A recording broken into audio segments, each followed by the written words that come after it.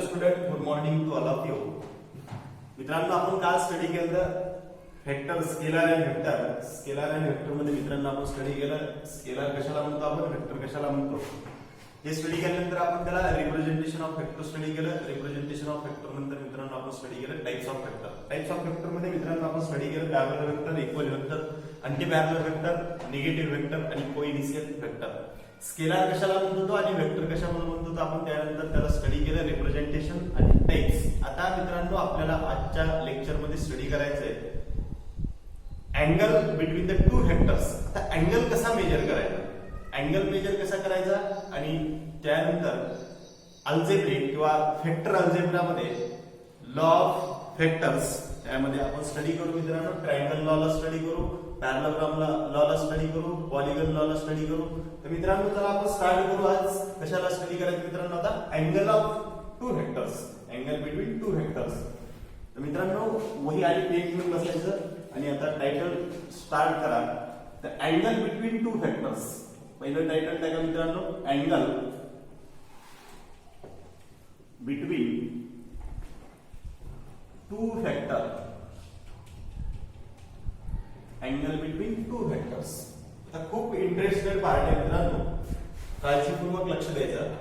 तर मित्रांनो आता अँगल बिटवीन टू वेक्टर्स मी कन्सिडर केलं की आपल्याकडे एक अँगल आहे, म्हणजे एक वेक्टर आहे, त्याला आपण रिप्रेझेंट केला आता वेक्टर क्वांटिटी मध्ये. तर ए च्या डोक्यावरती आपण एक बाण देतो, म्हणजे एक एरो देतो. तर ही क्वांटिटी कोणती आहे मित्रांनो, आपल्याकडे वेक्टर क्वांटिटी. तर ए वेक्टर आहे, दुसरा एक आपल्याकडे वेक्टर आहे. तर त्या वेक्टरला मी एक नाव दिलं, असा एक वेक्टर आहे आपल्याकडे, त्या वेक्टरला मी नाव दिलं बी वेक्टर. तर अँगल कसा मेजर करणार आपण, तर पहिला प्रश्न आहे आपल्याकडे. तर अँगल मेजर करण्याची आपल्याला एक स्ट्रिक आहे, एक स्ट्रिक देतो मी तुम्हाला. त्या स्ट्रिक मध्ये पहिला आपल्याला काय करायचं, ह्या दोन वेक्टरला असं जॉईन करा की त्याचा पहिला वेक्टर आहे ए वेक्टर. तर ह्या ए वेक्टरचा हा हेड आहे, याला आपण हेड म्हणतो आणि ह्याला काय म्हणतो आपण टेल. बरोबर, हा हेड आहे, हा टेल. आपल्याला जो जॉईनिंग करायचंय आणि दोन्ही मधला अँगल कॅल्क्युलेट करायचा असेल तर हा ए वेक्टर आणि बी वेक्टरला पॅरलली मित्रांनो आपण शिफ्ट करू शकतो. हे आपण काल स्टडी केलं कोइनिशियल वेक्टरमध्ये. मग मी बी वेक्टरला मी पॅरलली शिफ्ट केलं आणि ह्याच्या टेल टू टेल जॉईन केलं, तर इथं वेक्टर क्रिएट झाला आपल्याकडे मित्रांनो बी वेक्टर. आता जो अँगल क्रिएट झाला त्या अँगलला मी नाव दिलं थीटा अँगल. आणि हा थीटा जो अँगल क्रिएट झाला त्या थीटा अँगलला आपण मानतो angle between two vectors. Angle between two vectors हा जो अँगल क्रिएट झाला तर मग आपण जॉईन काय केलं, when two vectors, when angle between two vectors join tail to tail joining. कशी जॉईनिंग केली आपण, टेल टू टेल जॉईनिंग. आता तुमच्याकडे एक लक्षात ठेवायचं, तिथे अँगल कुठेही पडू दे आपल्या प्लेन वरती, म्हणजे आपण तुम्ही डायग्राम वरती कुठेही अँगल असेल, ए वेक्टर घ्या, दुसरा एक वेक्टर आहे त्याला पॅरलली शिफ्ट करा आणि पॅरलली शिफ्ट करून त्याच्यामध्ये काय करा, तुम्ही त्याला टेल टू टेल जॉईनिंग करा. फॉर एक्झाम्पल तुम्ही म्हणतात सर तुम्ही एक फिक्स होता तो अँगल उचलला, मी आता नेक्स्टला दुसऱ्या वेक्टरला उचलतो. इथे ए वेक्टर आहे असं कन्सिडर केलं, इकडे दुसरीकडे आपल्याकडे एखादा बी वेक्टर आहे. तर या बी वेक्टरला मी परत वापस पॅरलली शिफ्ट करत, तर इथे आपल्याकडे ए वेक्टर आणि नेक्स्टला बी वेक्टरला मी काय केलं मित्रांनो पॅरलली शिफ्ट केलं. इथेच काढतो मित्रांनो, त्या बी वेक्टरला मी पॅरलली शिफ्ट केलं, परत वापस इकडे खेचलं गेलं आणि ह्याला मी बी वेक्टरला जो अँगल क्रिएट झाला, जो थीटा क्रिएट आहे, त्या थीटाला म्हणला अँगल बिटवीन टू वेक्टर्स. तर अँगल क्रिएट होतो दोन वेक्टर मध्ये, तो थीटा अँगल आहे. त्या थीटा अँगलला क्रिएट करण्यासाठी दोन वेक्टरची जी जॉईनिंग आहे त्या जॉईनिंगला काय म्हणायचं, टेल टू टेल जॉईनिंग. हे होतं आपल्याकडे मित्रांनो. जॉईनिंगला काय म्हणणार आपण, टेल टू टेल जॉईनिंग. हे होतं टेल टू टेल जॉईनिंग. आता जो क्रिएट झाला तो अँगल आला, आपण ह्याच्यामध्ये अँगल मानलं की टेल टू टेल जॉईन केलं आणि परत वापस त्यामध्ये एक अँगल थीटा झाला. तर आता आपण मी नेक्स्ट एक क्वेश्चन विचारला, what is the maximum angle between two vectors. दोन वेक्टर मध्ये मॅक्झिमम अँगल किती असू शकतो. तर आता दोन वेक्टर मध्ये मॅक्झिमम अँगल किती असू शकतो, तर असा क्वेश्चन आपण विचारला. मी तुम्हाला असा क्वेश्चन विचारला की आता दोन वेक्टर मध्ये मॅक्झिमम अँगल किती असू शकतो. ते एक माझ्याकडे ए वेक्टर होता आणि मी दुसऱ्या वेक्टरला मी मॅक्झिमम करण्यासाठी मी परत वापस एक अपोजिट डायरेक्शनला एक वेक्टर वापस यूज केला. हे वेक्टर होता ए आणि हा वेक्टर होता बी. तर मॅक्झिमम अँगल किती असू शकतो, तर मी पहिला एक अँगल क्रिएट केला, तर हे अँगल होता माझ्याकडे थीटा. आता नेक्स्टला मी परत अँगलला इन्क्रीज करत गेलो. अँगलला मी परत वापस काय केलं, इन्क्रीज केलं आणि इथला ए वेक्टर होता, हा ए वेक्टर आहे आणि मी परत वापस बी ला थोडंसं इन्क्रीज केलं तर परत वापस अँगल इन्क्रीज झाला असं मला वाटलं. तर इथला अँगल जो किती होता, theta is equal to 180 degree. हे थीटा अपोजिट असेल तर किती असेल आपल्याकडे 180. मी परत वापस इन्क्रीज केलं आणि हे 181 डिग्री केलं. हे 180 होता ते 181 डिग्री केला. तर 181 डिग्री हा माझ्याकडे लार्ज अँगल असं मला वाटलं. पण त्याच्या अपोजिट डायरेक्शनला ज्यावेळेस अँगल आहे त्याच्या दोन वेक्टर मधला अँगल हा 179 डिग्री क्रिएट झाला. 179 डिग्री क्रिएट झाला. तर मग आपल्याकडे ऍक्च्युअल मध्ये आपण किती मानू शकतो, तर maximum what is the maximum angle between two vectors. दोन वेक्टर मधला मॅक्सिमम अँगल किती असेल. तर आता मॅक्सिमम अँगल तुम्ही किती सांगणार, 181 सांगणार का 179 सांगणार. तर आपण मॅक्सिमम किती म्हणणार, आपण मॅक्सिमम अँगल म्हणणार 181. तर 181 अँगल नाही मित्रांनो, आपल्याला आता काळजीपूर्वक लक्ष द्यायचं. आता काय होतं आपल्याकडे, मी तुम्हाला फक्त काय सांगितलं की theta angle between two vectors create झालेला जो थीटा अँगल आहे तो थीटा अँगल हा मी जॉईन केला, टेल टू टेल जॉईनिंग केली तर त्यामध्ये थीटा अँगल क्रिएट आहे एवढं सांगितलं.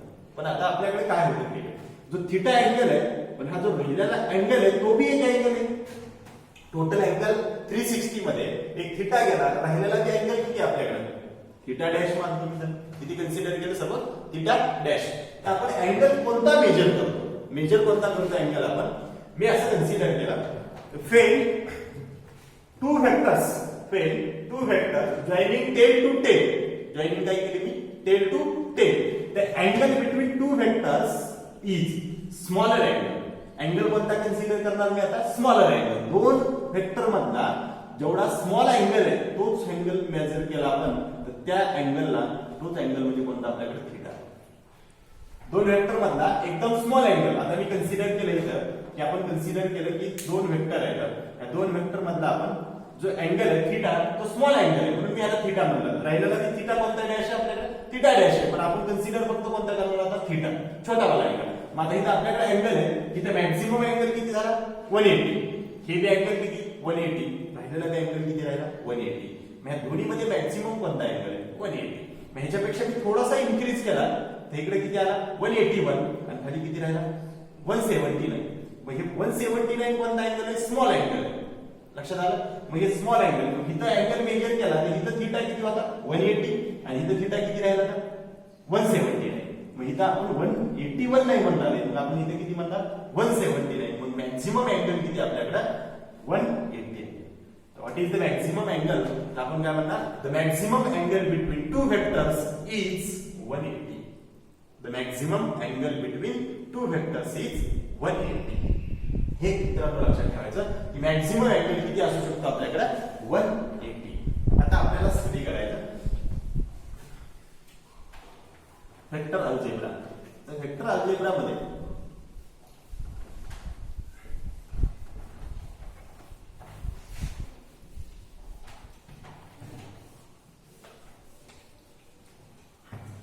नेक्स्ट मित्रांनो टायटल टाका, त्याला लिहा vector algebra.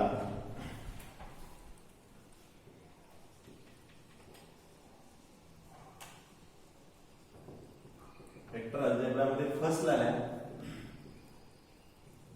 Triangle law. Triangle law मध्ये एकदम सिंपल आहे ट्रायंगल लॉ. सगळे लॉ एकदाच आपण इथे घेऊन टाकू. आता ट्रायंगल लॉ ला मी फर्स्ट ला ए वेक्टर ड्रॉ केला. कोणता वेक्टर आहे आपल्याकडे ए वेक्टर. आता ट्रायंगल लॉ मध्ये आपण काय केलं, ए वेक्टर आहे, नेक्स्ट ला हे टू टेल जॉईन केला, त्याला मी नाव दिलं बी वेक्टर. ए वेक्टर आणि बी वेक्टर आहे, दोन वेक्टरची ऍडिशन म्हणजे आपला रिझल्टंट वेक्टर आहे. आणि त्या वेक्टरला मी रिव्हर्स डायरेक्शन मध्ये काढलं, त्याला मानलं मी सी वेक्टर. मग C vector is equal to triangle vector मध्ये काय होतं, दोन्हीची ऍडिशन म्हणजे कोणत्या वेक्टरला सी. मग सी वेक्टरला काय देतो आपण A vector plus B vector is equal to C vector. हा झाला ट्रायंगल लॉ. आता पॉलिगन लॉ मध्ये काय होतं, नेक्स्ट ला पॉलिगन लॉ. पॉलिगन लॉ मध्ये एक वेक्टर आहे आपल्याकडे, इथे ए वेक्टर आहे असं आपण कन्सिडर केलं. नेक्स्टला बी व्हेक्टर, नेक्स्टला इथं सी व्हेक्टर, नेक्स्टला डी व्हेक्टर आणि इकडं ई व्हेक्टर. असे नंबर ऑफ व्हेक्टर्स आहेत. एक सिस्टम आहे आपल्याकडे ज्याच्यामध्ये ट्रायंगल लॉ मध्ये मी फक्त दोन व्हेक्टरचे ऍडिशन करू शकत होतो, ए आणि बी ला. दोन्हीचा रिझल्टंट किती आला? सी. मग मला त्याच्यापेक्षा नंबर ऑफ व्हेक्टरची ऍडिशन करायची, एकच वेळेस करायची, तर त्यावेळेस मी यूज करेल पॉलिगॉनला. मग आता नंबर ऑफ व्हेक्टरला मी कसं ऍड करेल? सिंपल आहे. मी फर्स्टला काय केलं, ए व्हेक्टर घेतला, त्याला मी पॅरलली शिफ्ट करू शकत होतो, म्हणून मी याला पॅरलली शिफ्ट केलं. इथं बी व्हेक्टर, ए व्हेक्टर आहे आपल्याकडे, बी व्हेक्टर आहे. त्या दोन्हीचा जो रिझल्टंट येईल त्या रिझल्टंटला मी लिहिलं R vector is equal to A vector plus B vector. इथं आपल्याला ट्रायंगल लॉ काढता येतं, कारण की आपण दोन व्हेक्टरची ऍडिशन केली ट्रायंगल लॉ मध्ये. मग आपण इथे काय केलं मित्रांनो, आता ए व्हेक्टर आणि बी व्हेक्टरची ऍडिशन केली, त्या दोन्हीचा आला रिझल्टंट आर व्हेक्टर. मी त्याला फक्त पहिलं लिहितो, R is equal to A vector plus B vector. लक्षात आलं? हे दोन्हीचा रिझल्ट आला. नेक्स्टला माझ्याकडे आता नेक्स्टला व्हेक्टर कोणता आहे? नेक्स्ट वाला कोणता आपल्याकडे? C vector. मी सी ला मी परत वापस पॅरलल शिफ्ट केलं. मी असं चिठ्ठून आणलं प्लेन वरती, एका सेम प्लेन वरती उचलून आणि इथं लिहिलं सी व्हेक्टर. किती व्हेक्टर झालं आपल्याकडे? C vector. आता राहिला कोणता आपल्याकडे? सी आणि आर.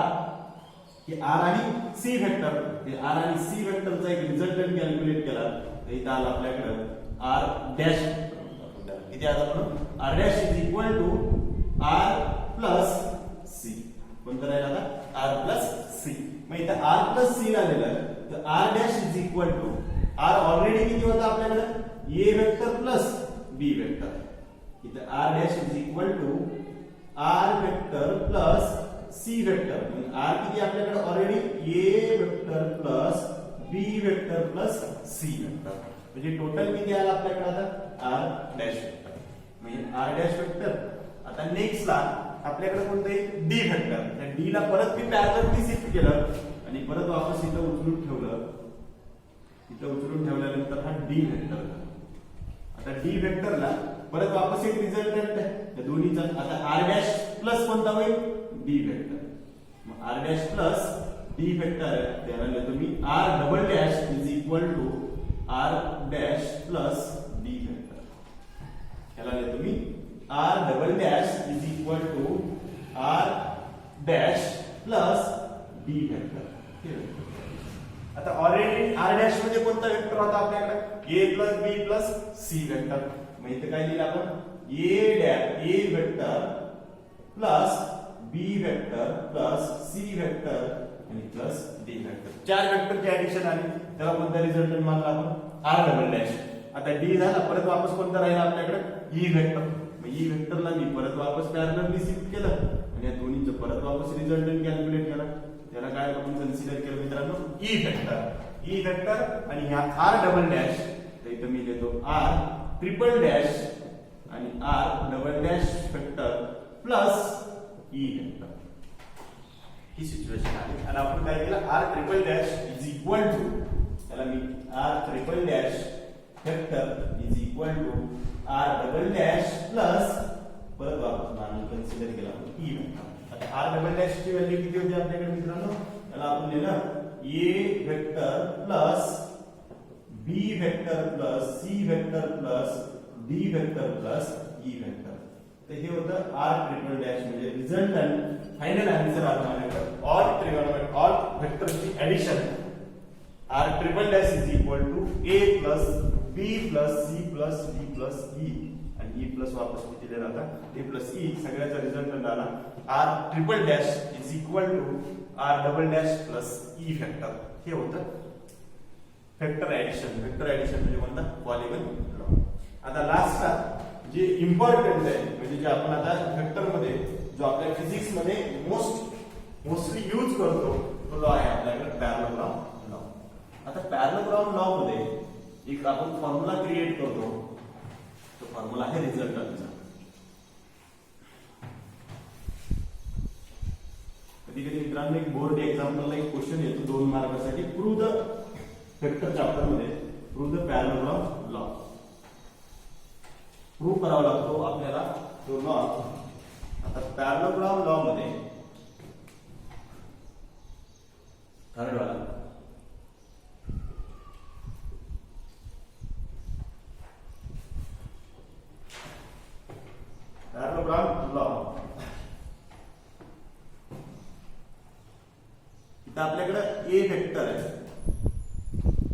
नेक्स्टला बी वेक्टर आहे. आता थोडं काळजीपूर्वक लक्ष द्या. ए वेक्टर आणि बी वेक्टर आहे.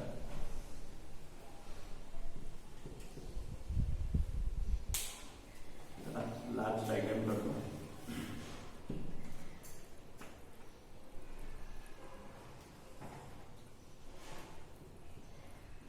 तुम्ही माझ्यासोबतच काढा मित्रांनो. ए आणि बी वेक्टर.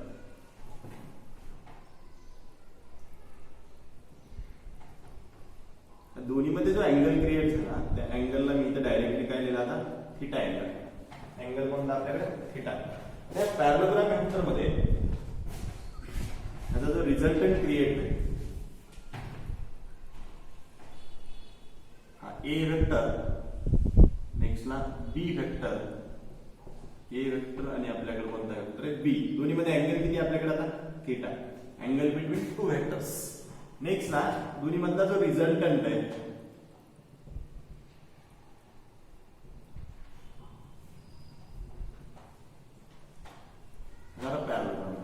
त्याला लिहिलं मी रिझल्टंट आर. आर ला काय लिहित असतो, A plus B vector. R is equal to A plus B vector. आता मित्रांनो हा थिटा अँगल आहे कशामधला, ए आणि बी मधला, बरोबर. आणि हा आर वेक्टर आहे. त्या आर वेक्टरचा जो रिझल्टंट क्रिएट आहे तो एक अँगल आहे. त्या अँगलला मी नाव दिलं अल्फा. मग थिटा आर रिझल्टंट बी किती अँगल वरती, अल्फा अँगल वरती. आणि या दोन मधला अँगल किती आपल्याकडे, थिटा. मी एक सिंपल वे ह्याला प्रूव्ह करण्यासाठी मी एक ह्याच्यावरती परपेंडिक्युलर ड्रॉ केला. एक्स ऍक्सिस वरती मी काय केलं, एक परपेंडिक्युलर ड्रॉ केला. इथं ओ नाव दिलं परपेंडिक्युलरला. परपेंडिक्युलरला इथं मी नाव दिलं पी आणि इथं नाव दिलं क्यू. पी क्यू मध्ये जो एक एक्स्ट्रा लाईन मी ड्रॉ केली त्याला मी नाव दिलं एक्स. आणि इकडे परपेंडिक्युलर ड्रॉ केला त्याला मी नाव दिलं वाय. हा जो पॅरलली शिफ्ट केलेला वेक्टर आहे हा वेक्टर आहे आपल्याकडे बी. कोणता वेक्टर मित्रांनो आपल्याकडे, बी. हे पॅरलली शिफ्ट करता आलं पाहिजे तुम्हाला. मी बी वेक्टरलाच इकडे पॅरलली शिफ्ट केलं. हे आपल्याकडे पॅरलली शिफ्टेड वेक्टर आहे. या वेक्टरला आपण बी नाव दिलं. सिंपल आहे. आता आपण एक ट्रायंगल क्रिएट आहे. एक ट्रायंगल क्रिएट मध्ये मी पहिलं लिहितो sine theta is equal to, दोन व्हॅल्यू मला कॅल्क्युलेट करायच्यात, वाय आणि एक्स ची व्हॅल्यू कॅल्क्युलेट करायची. Sine theta is equal to एक छोटासा अँगल काढतो म्हणजे लक्षात येईल. एक छोटासा ट्रायंगल आहे आपल्याकडे. तर वाय आपण इथे एक्स आणि इथे कोणते आपल्याकडे बी वेक्टर, बरोबर. तर इथे आपण मी काय घेतलं, sine theta is equal to, sine theta काय असतो आपल्याकडे, perpendicular upon hypotenuse. Perpendicular upon hypotenuse. आणि cos theta is equal to काय असतो, cos theta is equal to base upon hypotenuse, बरोबर. त्याच्यामध्ये परपेंडिक्युलर कोणता, ही बेस झाला. हा कोणता आपल्याकडे परपेंडिक्युलर आणि हा हायपोटेन्युअस. तर मग आपल्याकडे जो P इज इक्वल टू तो परपेंडिक्युलर काय क्रिएट आहे, y. हायपोटेन्युअस कोणता झाला, b. आणि इथं काय लिहिलं मी, sin थीटा. y ची व्हॅल्यू आहे तर y काय आला आपल्याकडे, b sin थीटा. मला व्हॅल्यू कोणती किंमत कॅल्क्युलेट करायची त्यासाठी, y is equal to b sin theta. तसंच सेम काय राहील आता, cos theta is equal to, इथे b म्हणजे बेस आहे तर बेस कोणता राहील आपल्याकडे, x. Hypotenuse is equal to परत वापस काय आलं, b. मग इथं x is equal to value काय आली, b cos theta. x is equal to b cos theta. आता दोन्ही व्हॅल्यूचा खूप इम्पॉर्टंट व्हॅल्यू आहे, नीट लक्ष द्यायचं. त्याला काय म्हणलं आपण, y is equal to b sin theta आणि x is equal to b cos theta. आता बाय युजिंग पायथागोरस थेरम, आता आपण काय दिलं, by using Pythagoras theorem and triangle of OPQ. OPQ triangle मध्ये बाय युजिंग पायथागोरस थेरम मध्ये, by using Pythagoras theorem, Pythagoras थेरमला मी यूज केला इन ट्रायंगल ऑफ OPQ मध्ये. OPQ मध्ये मी लिहिला तर OPQ ला इथे मी ड्रॉ करतो छोटासा. हे OPQ आहे. त्या OPQ मध्ये ही जी व्हॅल्यू आहे ती व्हॅल्यू काय, R, बरोबर.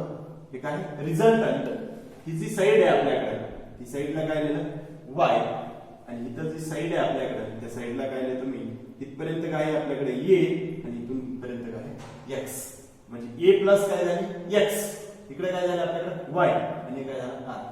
इन ट्रायंगल मध्ये मी आता मेजर करत, इथं अँगल आहे, इथं अँगल किती आपल्याकडे अल्फा, ही फक्त अँगल कोणता अल्फा. आता इन ट्रायंगल मध्ये मी लिहिलं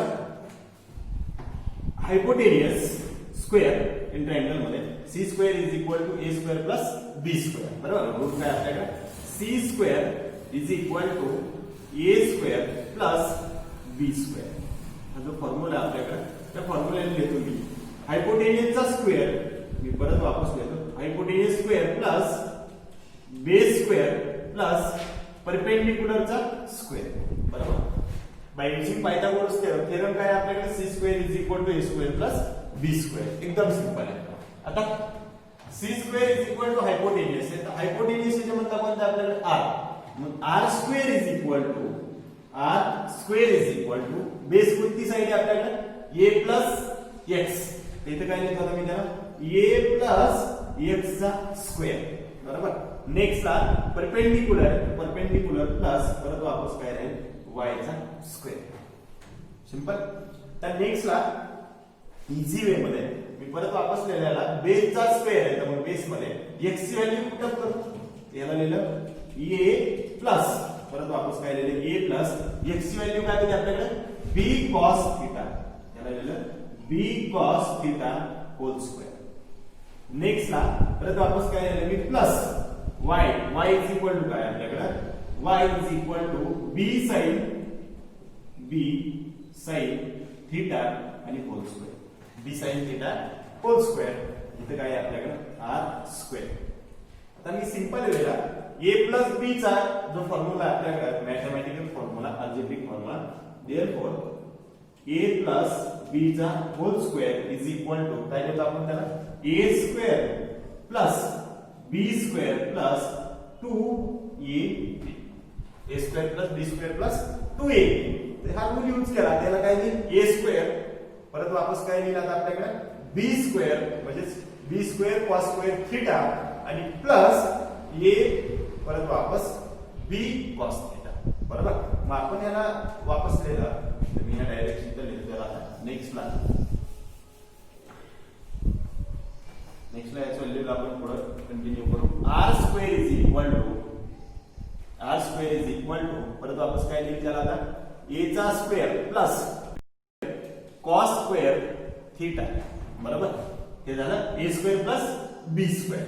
नेक्स्ट ला मी परत वापस काय लिहिलेला प्लस 2ab प्लस नेक्स्ट ला काय लिहिलं 2ab, b मीन्स काय लिहिलं आता b ची व्हॅल्यू कोणती आली आपल्याकडे b cos theta, 2ab cos theta. ते 2ab cos थीटा आणि नेक्स्ट ला आता परत वापस काय लिहिलं आता प्लस नेक्स्ट वाली व्हॅल्यू कोणती आपल्याकडे b चा स्क्वेअर होल स्क्वेअर आहे b square sin square theta, b square sin square theta. आता नेक्स्ट ला मित्रांनो मी काय लिहिलं आता हे b स्क्वेअर आणि हे b स्क्वेअर ला कॉमन घेतलं, b स्क्वेअर मध्ये b स्क्वेअर cos b ला कॉमन घेतलं आणि याला कंटिन्यू केलं, तर r square is equal to a square plus b square ला कॉमन लिहिलं आणि इथं फॉर्म्युला आपल्याला cos square theta plus sin square theta आणि नेक्स्ट ला plus 2ab cos theta, 2ab cos theta. ते cos square theta plus sin square theta is equal to किती लिहितो 1. म्हणजे टोटल व्हॅल्यू किती लिहिली, therefore cos square theta plus sin square theta is equal to किती लिहिली 1. Next ला जे आपल्याकडे आला a square plus b square multiplied by किती राहील 1. नेक्स्ट ला 2ab cos थीटा हे होता r स्क्वेअर चा फॉर्म्युला. आता नेक्स्ट ला याचा r चा स्क्वेअर काढला, तिकडे काही रूट, म्हणजे काय लिहिलं आपल्याकडे r is equal to in under root a square plus b square plus 2ab cos theta. ते होता रिझल्टंट. हे पॅरलॉग्राम लॉचा फॉर्म्युला म्हणजे रिझल्टंटचा फॉर्म्युला मित्रांनो, हे फॉर्म्युला खूप इम्पॉर्टंट आहे. ऑल फिजिक्स मध्ये आपण रिझल्टंट कॅल्क्युलेट करण्यासाठी फॉर्म्युला यूज करतो. Resultant R is equal to in under root a square plus b square plus 2ab cos theta. हा इम्पॉर्टंट याला तुम्ही पाठच करून ठेवायचं. तर R is equal to in under root r square a square plus b square plus 2ab cos theta. तर next ला मित्रांनो आपल्याला इथपर्यंत कॅल्क्युलेट केलं म्हणजे याचा रिझल्टंट कॅल्क्युलेट केला हे आला in under root a square plus b square plus 2ab cos theta. तर आता नेक्स्ट ला r हा वेक्टर आहे. रिझल्टंट वेक्टर किती अँगल वरती म्हणजे अल्फा. आपल्याला काय कॅल्क्युलेट करायचं होता अल्फा. अल्फा कॅल्क्युलेट करायला काय घेतलं तर अल्फा इज इक्वल टू अल्फाला कॅल्क्युलेट करायचं असेल तर मी काय लिहिलं आता tan alpha is equal to टॅनचा फॉर्म्युला काय असतो परपेंडिक्युलर अपॉन बेस. बरोबर. मग tan is equal to perpendicular upon base. Perpendicular कोणती साइड आहे आपल्या गणितामध्ये परपेंडिक्युलर y. परपेंडिक्युलरला काय दिलं y. बेस काय a प्लस x. बरोबर ना a प्लस x. तर tan alpha is equal to y ला y राहिला तर y ची व्हॅल्यू कुठं करतो डायरेक्टली तर y इज इक्वल टू काय आपल्याकडे b sin theta.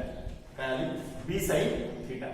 b sin theta upon a plus x ची व्हॅल्यू काय आपल्याकडे b cos थीटा. त्याला म्हणलं tan alpha is equal to b sin theta upon a plus b cos theta. आणि यालाच आपण काय लिहितो alpha is equal to tan inverse. Inverse मध्ये tan इकडे गेलं वरी गेलं तर काय लिहितो त्याला आपण इनवर्स म्हणजे tan alpha is equal to tan inverse b sin theta upon a plus b cos theta. हे होता अँगल म्हणजे कोणता आपल्याकडे अल्फा. म्हणजे अल्फा किती वरती आपण कॅल्क्युलेट केलं ते कॅल्क्युलेट करणार tan inverse b sin theta upon a plus b cos theta. हे दोन्ही इम्पॉर्टंट फॉर्म्युले ही थीटा कॅल्क्युलेट करण्यासाठी म्हणजे r डायरेक्शन कॅल्क्युलेट करण्यासाठी म्हणजे थीटा किती अँगल वरती हे रिप्रेझेंट करण्यासाठी अल्फाचा फॉर्म्युला आणि रिझल्टंट कॅल्क्युलेट करण्यासाठी फॉर्म्युला r.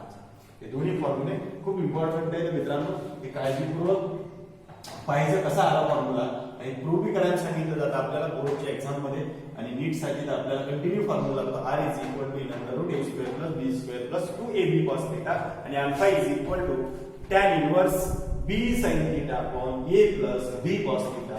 हे दोन्ही फॉर्म्युले खूप इम्पॉर्टंट आहेत मित्रांनो. आता आपण काय करू याच्यावरती एक एक्झाम्पल स्टडी करू. तुमच्या खूप क्लिअर होऊन जाईल की आपल्याला रिझल्टंट कसा कॅल्क्युलेट करायचा किंवा दोन वेक्टरचा रिझल्टंट कॅल्क्युलेट होतो आणि तो रिझल्टंट किती अँगल वरती हा सगळं कॅल्क्युलेट करण्यासाठी आपल्याला ना एक एक्झाम्पल स्टडी करू मित्रांनो.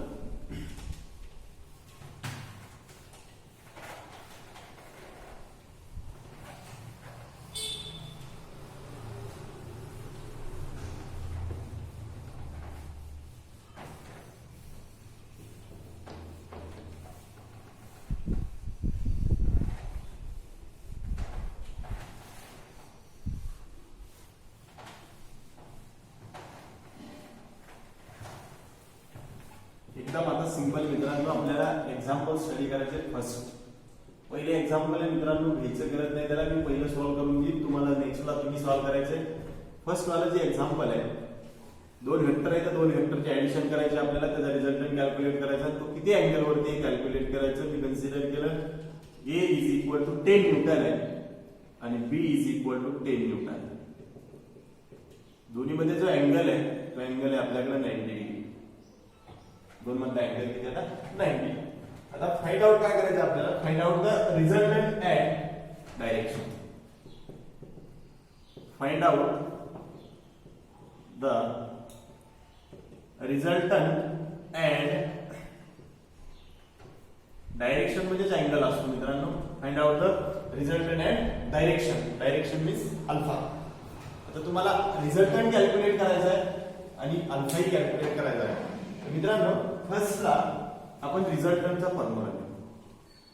r इज इक्वल टू सगळ्याला माहिती आहे r इज इक्वल टू आताच फॉर्म्युला आपण यूज केला.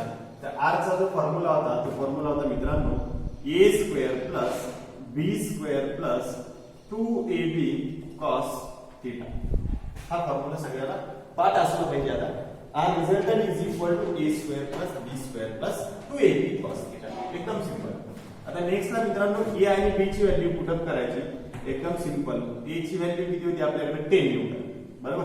मग 10 चा स्क्वेअर प्लस b ला काय लिहिलं 10 चा स्क्वेअर, परत वापस काय लिहिलं plus 2 multiplied by 10 multiplied bye किती लिहिलं 10. आता नेक्स्ट ला परत cos थीटा आहे, cos थीटा ला व्हॅल्यू तर थीटा इज इक्वल टू किती 90, दोन्ही मध्ये थीटा किती 90, तर cos 90 इज इक्वल टू किती आला cos 90 इज इक्वल टू 0. मग 0 ची व्हॅल्यू पुट अप केली तर हा 10 चा स्क्वेअर लिहिला मी 100 प्लस 100 इथं 2 मल्टिप्लाइड बाय इथं लिहितो 2 मल्टिप्लाइड बाय 10 20 मल्टिप्लाइड बाय 10 ते झालं 200 आणि मल्टिप्लाइड बाय किती आलं मित्रांनो 0. 0 नी मल्टिप्लाइड 200 ला केलं ते झालं 0. तर फक्त राहिले किती आपल्याकडे आता 100 प्लस 100 बरोबर किती आलं 200. मी इथे डायरेक्टली मी लिहितो त्याला 200 व्हॅल्यू आली आपल्याकडे 200 चा रूट किती येतो मित्रांनो 10√2. किती आहे 10√2 ची व्हॅल्यू किती असते तर r is equal to 10 multiplied by √2 value किती असते मित्रांनो आपल्याकडे 1.41 ला मल्टिप्लाय केलं ते किती आलं 14.1 न्यूटन हे आलं r इज इक्वल टू हे आला रिझल्टंट. काय आला आपल्याकडे रिझल्टंटची व्हॅल्यू. आता रिझल्टंट किती आला r is equal to 1.41 newton. 1.41 newton हे रिझल्टंट. आता आपल्याला नेक्स्ट ला काय कॅल्क्युलेट करायचं डायरेक्शन काय फाइंड आउट करायचं आहे मित्रांनो आपल्याला डायरेक्शन. मग हे रिझल्टंटची व्हॅल्यू आहे ती कॅल्क्युलेट केला आपण r हे 14.1 वरती आला 14.1 न्यूटन वरती रिझल्टंट आहे पण आपल्याला काय कॅल्क्युलेट करायचं आता डायरेक्शन म्हणजे अल्फा. मग अल्फाला फॉर्म्युला काय आपल्याकडे simple way alpha is equal to tan inverse काय होतं आपल्याकडे आता formula b sin theta upon a plus b cos theta हे फॉर्म्युला. आता तुम्ही व्हिडिओला पॉज करा आणि ट्राय झालं ते एकदा कॅल्क्युलेट करून बघा, नाही झालं तर आपण इथं मी कंटिन्यू चालूच ठेवा. आपण मी तर कॅल्क्युलेटच करतो. नेक्स्ट ला tan इनवर्स b ची व्हॅल्यू किती होती 10 मल्टिप्लाइड बाय sin 90 थीटा जो असेल तो लिहून टाकायचा sin किती झाला 90. आता नेक्स्ट ला डिवायडेड बाय वापस काय लिहिलं मी 10 प्लस मित्रांनो इथे काय लिहायचं 10 cos 90. नेक्स्ट ला tan इनवर्स परत वापस काय लिहिलं मित्रांनो मी 10 आणि sin 90 किती असतो आपल्याकडे 1 sin 91 मल्टिप्लाइड परत वापस 10 आणि प्लस 10 आणि मल्टिप्लाइड बाय किती cos 90 0. व्हॅल्यू किती राहील आपल्याकडे याला tan इनवर्स आणि वापस किती राहिला हे 10 नी मल्टिप्लाइड 1 हे 10 राहिला हे 10 आहे प्लस इकडे किती राहिला 0. मग व्हॅल्यू आली tan इनवर्स 10 डिवायडेड बाय 10 तर इथे किती आलं 1. मग जी व्हॅल्यू येईल आपल्याकडे त्या व्हॅल्यूला लिहिलं alpha is equal to tan inverse value आली आपल्याकडे 1. मग tan इनवर्स 1 कधी असतो 1 कोणत्या अँगलला असतो तर alpha is equal to 45 degree. Alpha is equal to 45 degree. तर हे होतं मित्रांनो आपल्याकडे अल्फा इज इक्वल टू 45 डिग्रीला काय असतो आपल्याकडे आता रिझल्ट आहे. म्हणजे अल्फा जो अँगल आला तो अल्फा अँगल किती म्हणणार आपण 45 डिग्री अँगल वरती हा 14.1 न्यूटनचा अँगल आहे हे लक्षात ठेवायचं. ते अशा प्रकारे एक होतं आपण एक्झाम्पल मित्रांनो. आता मी तुम्हाला होमवर्क मध्ये भरपूर असे एक्झाम्पल देतो ते तुम्ही घरी गेल्यानंतर खूप काळजीपूर्वक सॉल्व्ह करायचे. तुम्ही घरीच आहात तसे घरी गेल्यानंतर सॉल्व्ह करायची गरज नाही, तुम्ही घरीच आहे या एक्झाम्पलला काळजीपूर्वक स्टडी करायचं. आणि मी आता होमवर्क देतो तुम्हाला ते होमवर्क काळजीपूर्वक लिहून घ्यायचा. होमवर्क काळजीपूर्वक लिहून गेल्यानंतर तुम्ही तो सॉल्व्ह करायचा आणि मला व्हॉट्सअपवरती काही जण खूप चांगल्या प्रकारे होमवर्क करून मला व्हॉट्सअपवर पाठवून देतात. तुम्हीही ट्राय करा आणि ट्राय केल्यानंतर मला व्हॉट्सअपवरती इमेज सेंड करत राहा. तुम्हाला त्याचा आन्सर सांगत चाल राईट आहे किंवा रॉंग आहे ते तुम्ही जे सॉल्व्ह करता ते बरोबर सॉल्व्ह करता का चुकीचं सॉल्व्ह करता. तर होमवर्क लिहून घ्या मित्रांनो. आता आपल्याला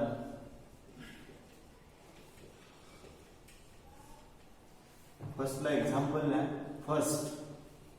पहिले एक्झाम्पल आहे दोन्ही सॉल्व्ह करायचे मित्रांनो रिझल्टंट आणि direction.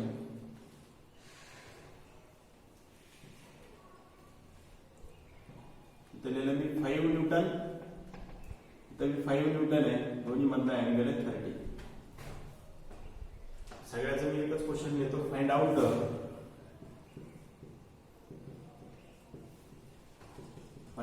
Resultant and direction. Resultant and direction. आता नेक्स्टला सेकंड एक्झाम्पल त्याला 20 न्यूटन, त्याला मी 10 न्यूटन, दोन्ही मध्ये अँगल आहे 60 डिग्री. नेक्स्टला थर्ड एक्झाम्पल आहे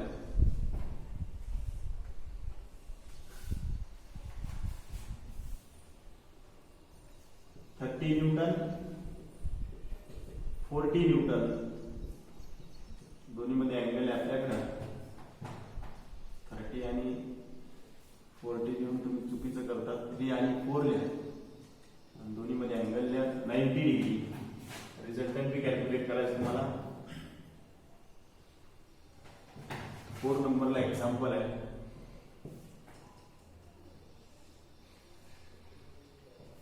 त्याला 6 न्यूटन, त्याला 8 न्यूटन, दोन्ही मध्ये अँगल आहे 90.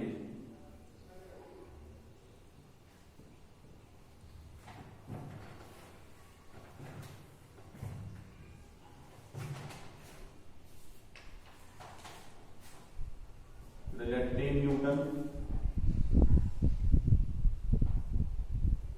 इकडे वापस लिहा 5 न्यूटन, दोन्ही मध्ये अँगल लिहा 30 डिग्री,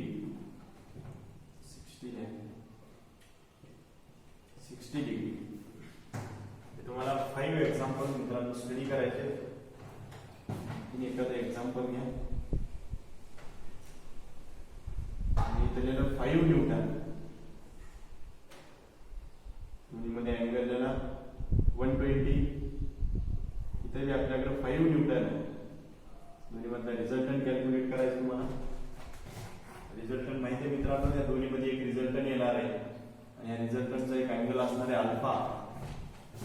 तरी मित्रांनो आता तुम्हाला सॉल्व्ह करायचे आपल्याला. एक रिझल्टंट आर वेक्टर आणि इथे बी अँगल काय असेल अल्फा. इथे बी तुमच्याकडे रिझल्टंट आर, त्यामध्ये एक अल्फा. सगळ्या एक्झाम्पल मध्ये मित्रांनो तुम्ही सॉल्व्ह करा. अल्फा आणि रिझल्टंट अल्फा, रिझल्टंट आणि काय आहे हे मित्रांनो सॉल्व्ह करा. खूप काळजीपूर्वक सॉल्व्ह करा. 6 एक्झाम्पल आहेत, ते 6 एक्झाम्पल तुम्ही मित्रांनो सॉल्व्ह करायचे आणि मला व्हॉट्सअपवरती सेंड करायचे. मित्रांनो आज आपण स्टडी केला वेक्टर अल्जेब्रा. वेक्टर अल्जेब्रा मध्ये फर्स्टला होता ट्रायंगल लॉ, पॉलिगॉन लॉ आणि नेक्स्टला लास्टला दिला आपण पॅरालोग्राम लॉ. पॅरालोग्राम लॉ मध्ये आपण एक रिझल्टंटचा फॉर्म्युला फाइंड आउट केला, म्हणजे प्रूव्ह केला.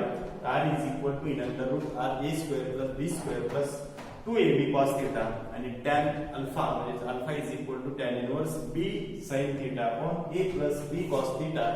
तर मित्रांनो हे खूप इम्पॉर्टंट फॉर्म्युला आहे. तुम्हाला जेवढा फिजिक्स आपण स्टडी करतो त्या फिजिक्स मध्ये अनेक वेळा किंवा खूप टाइम्स आपल्याकडे जो फॉर्म्युला यूज होतो तो फॉर्म्युला होता रिझल्टंटचा आणि अल्फाचा. तर मित्रांनो हे एक्झाम्पल तुम्हाला सॉल्व्ह करता आले पाहिजे. तुम्ही काळजीपूर्वक सॉल्व्ह करा. जर काही प्रॉब्लेम असेल तर तुम्ही मला व्हॉट्सअपवरती प्रॉब्लेम विचारा किंवा मला तुम्ही डायरेक्टली कॉल करून जरी विचारलं तरी तुम्हाला सांगा. ते होतं मित्रांनो आजचं लेक्चर आपलं. आणि आजच्या लेक्चर मध्ये काही तुम्हाला होमवर्क, तर आजचं लेक्चर आपण इथं स्टॉप करू मित्रांनो.